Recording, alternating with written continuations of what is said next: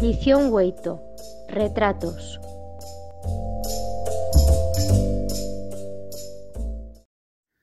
Uno. Ye un home vieyo e sin guaire pel en o tozuelo. O suyo rostro ye retuno. Tien os caixos grans e os huellos chicoz. Tien buena cosa de pel en o bigot e tamién en as cellas. 2. Ye un home choven con buena cosa de pel en o tozuelo. As suyas orellas e o suyo naso son prou grans, mani menos os suyos huellos son chicoz. Ye fende una riseta. 3.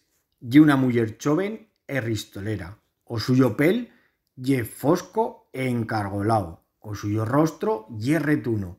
Tien os huellos grans e o naso tamién una mica gran. Leva mesas unas lunetas. 4.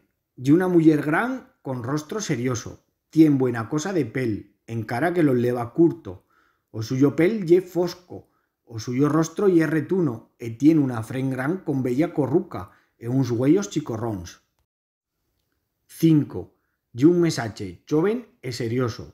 O suyo rostro ye larguero. Tien o naso fino e una mica punchigudo e as suyas orellas son chicotas.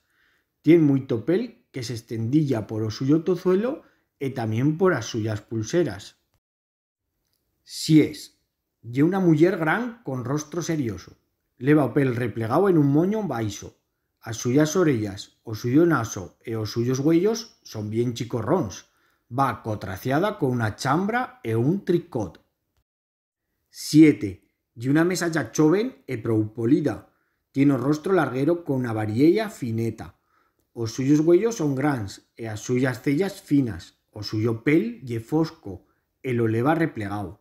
En a man leva un ventallo.